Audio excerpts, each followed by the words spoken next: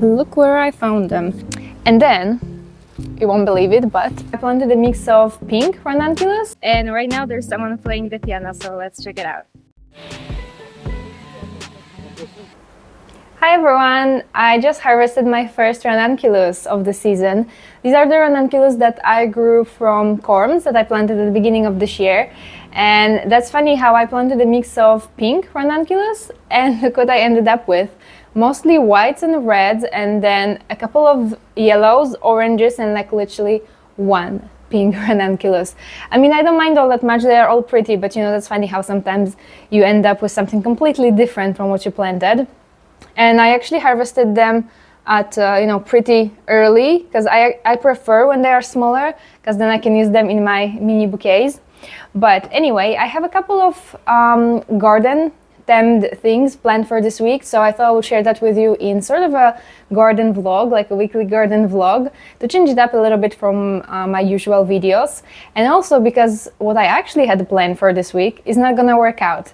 I ordered something on Amazon I was really excited about, a project I really hoped to complete this week, but my order got cancelled, so I had to order it again, and now I have to wait another week for it to be delivered. So I am gonna share that with you, but probably next week.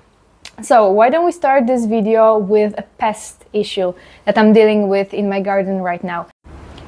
So this week I noticed that something is eating the leaves of my plants, and you know, different pests have different ways of damaging your plants. So sometimes even if you don't see any pests active on your plant, just based on that damage that they caused, you can tell what pest you are dealing with. So if you ever notice these kind of irregular bite marks on the margins of your leaves, here's another example, and you see it's not in the center of the leaf, it's only the margins of the leaves that are being munched on. This is a telltale sign that you are dealing with vine weevils.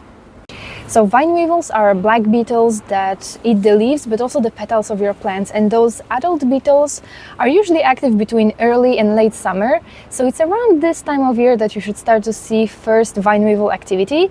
And what's strange about them is they are weirdly attracted by container grown plants. Like, you may not even notice vine weevils at all in your real garden, but if you have a container garden, you're most likely going to encounter vine weevils at some point. They are like one of the most common container garden pests.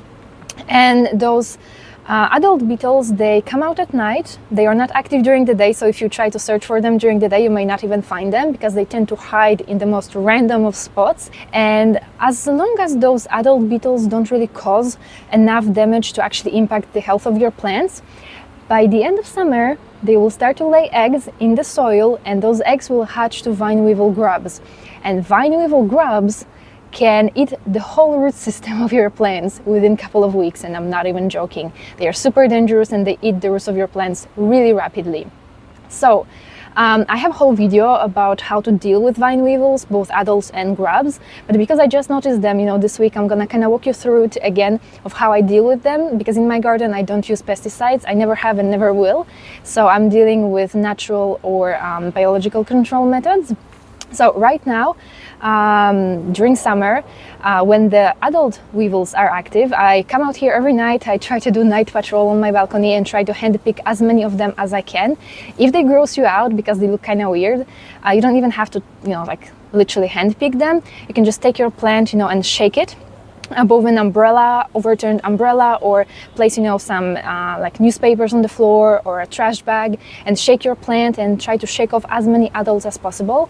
The goal is to remove as many adults as possible so that you have as less eggs as possible and you have as little vine weevil grubs to deal with at the end of the season. So throughout summer I'm gonna try to handpick as many adults as possible, and then by the end of summer, which obviously I will update you on, but by the end of summer I'm gonna start to apply liquid nematodes. So nematodes are like microscopic worms, and you apply them on the soil and then they will kill off the grubs that hatch from those eggs. Right now there's really no point applying nematodes because the grubs are not active and those nematodes will not work on those adult weevils. So best thing to do right now is to handpick as many of them as possible, and then by the end of summer it's a good idea to apply nematodes, because if you had adult weevils you are surely going to have grubs as well, and those grubs, that's what will cause most damage. Look where I found them. If you're going to search for them during the day and you have some ornamental grasses, definitely check them. They like to hide in ornamental grasses. That's very weird. And also, if you have pots that have a rim like this, check under. There are high chances that they are hiding in there. Okay, sorry if this grosses you out, but just keeping it real. I've been here for like 10 minutes and look how many I found. This is madness, and I'm sure that I'm gonna find many more tonight. So just a quick stop at the garden center this afternoon. Since I'm redoing the whole veggie garden part of my balcony, I'm actually gonna gain a little bit more space to grow more edibles. So I wanted to see what they have available that I could potentially grow in my shady garden. And then I actually have 1 or 2 pots left where I could potentially plant some annual flowers. So if they have anything pretty available, I might actually treat myself to some annual flowers as well. So let's go to see what they have. They had a really lovely choice of ornamental plants. I even spotted my favorite begonia, Begonia semperflorens doublet pink. It looks so pretty when it's in full bloom, and I planted it in a wicker basket a couple of years ago. It was so pretty. These lobelias, also such a lovely option for shady gardens, but unfortunately here they struggle in the heat of summer. I love their selection of herbs. They carry many unusual varieties, like for example fruit-flavored mint that I bought last time, and now I even discovered fruit-flavored sage. Like I had no idea such varieties like pineapple sage or honey sage even existed up until now. So cool. Alright, so I'm back home with my little plant haul. Let me show you what I got. So right from the start you can see I bought this absolutely stunning fuchsia. I have a thing for fuchsias recently. I really wanted to plant a fuchsia in my garden this year. They are like one of the most commonly recommended plants for shady gardens. They grow really well in partial shade, even in full shade. And I grew a ton of fuchsias at the beginning, like at the very beginning of my balcony gardening journey. But since then I haven't really grown them because I wanted to try something else. But this year I feel like, I miss some fuchsias. I would really like to have a fuchsia in my garden. Unfortunately, I don't know what's the variety. It's not written, but it comes in this already ready hanging basket, hanging planter, but I will have to deconstruct this because I don't have a place to hang this, and I wouldn't even if I had a spot for it because my terrace is way too windy to be hanging pots up in the air. So yeah, I'm gonna deconstruct this and replant it. And then I picked some edibles. They didn't have a really large choice of things that I could possibly plant in the shade. Obviously, they had a lot of tomatoes and peppers and cucumbers and stuff like that, but not a lot for a shady garden. But I picked some lettuce. I already have lettuce Batavia growing behind me, looking absolutely beautiful. And then I have other greens like arugula, but I wanted to add a couple more lettuce varieties, so I picked this little planter with 2 different lettuce varieties. And then I picked 1 rosemary plant. Rosemary is not the best choice for a shady garden. There's a whole bunch of herbs that grow really well in the shade, like mint and basil, chives and parsley. Rosemary definitely needs full sun location, but I figured since I don't need a whole lot of it, maybe I can plant it and, if it does okay, I can get just a little bit, only as much as I need for cooking. And then you won't believe it, but I picked a tomato. And you know what they say, nothing haunts you more than the plants you left behind. And last time when I was in that garden center, I was really tempted to buy this small tomato plant, and I figured, well, it's not gonna grow in my shady garden, I don't have enough sunlight. But then I kept thinking about it and I was like, what if I put it on the railings? The railing planters can get up to maybe 4.5, maybe 5 hours of sunlight if we're lucky on a really sunny day. So I figured, well, what if I give it a try? So I picked a yellow variety. This is a cherry tomato from the Pick and Joy series, and they grow only 40 centimeters tall. So I'm gonna replant it into slightly larger pot and then place it on the railings. I even bought some, those metal plant supports. So I'm gonna hang it on the railings and keep my fingers crossed and hope for the best. I picked the yellow variety because usually the darker the fruit, the more sun it needs to ripen. So I'm hoping that this yellow variety will do okay. We'll see. If it's a fail, well, it's a fail, but at least I tried. Okay, so I'm gonna plant the tomato right away.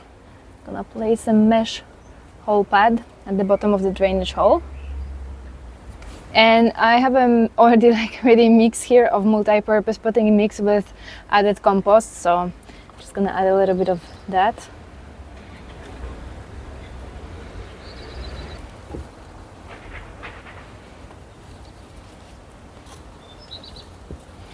And I'm gonna harvest all of these ripe tomatoes.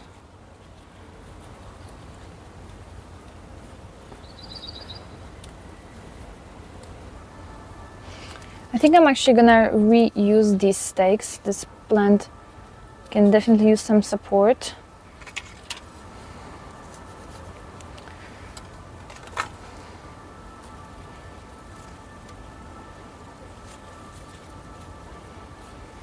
So it came with this little thingy. Let's reuse it.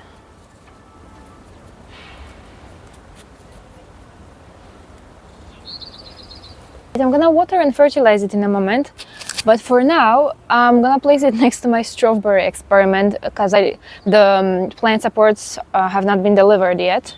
So for now, let's put it here.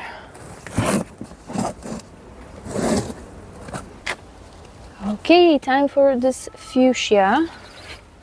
How does it work? Okay, I think that would be easier to just cut it with a pair of pruners, because honestly...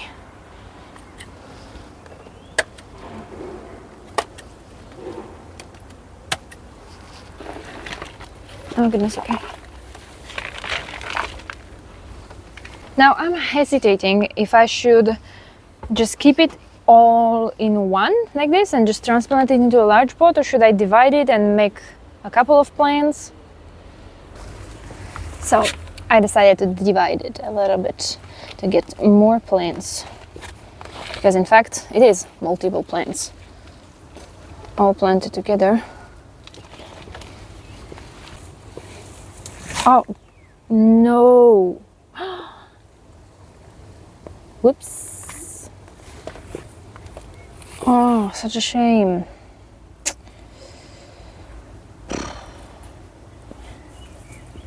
Should be more careful.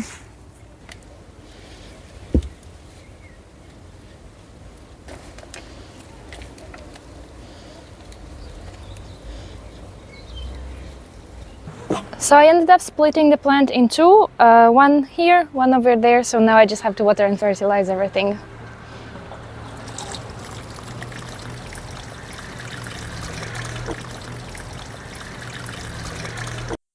So I'm not planting lettuce and rosemary today because first I need to do the whole veggie garden makeover, and that's a topic for another video.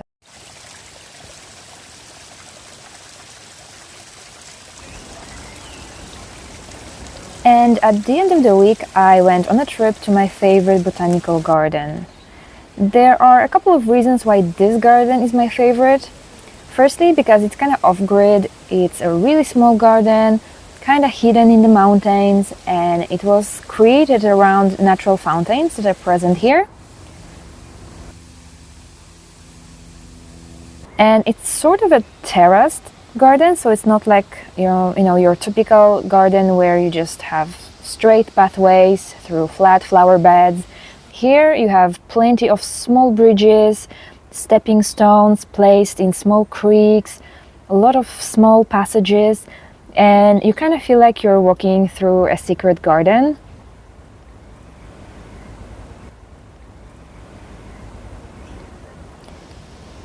There's also plenty of funny inventions, crafts, art pieces made by local artisans.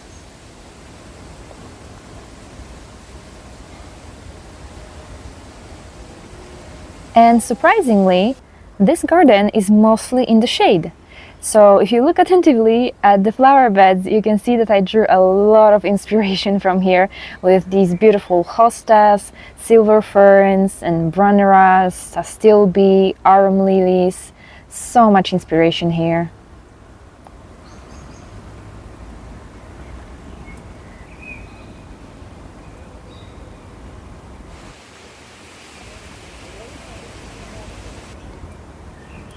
Another interesting thing in this garden is the cave, where they placed shelves with small trinkets and figurines, and the hard water that naturally flows through this cave petrifies those figurines, as they say, and you can actually buy them as a souvenir in the boutique that's at the entrance.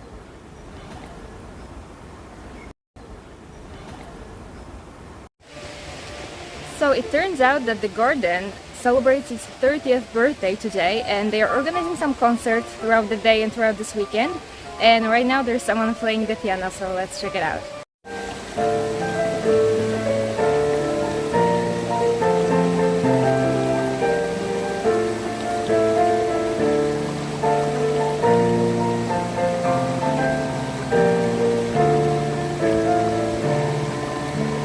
I hope you guys enjoyed this little vlog. Let me know if you would like to see more casual videos like these. I hope you guys have a beautiful day, and we will see each other in the next one.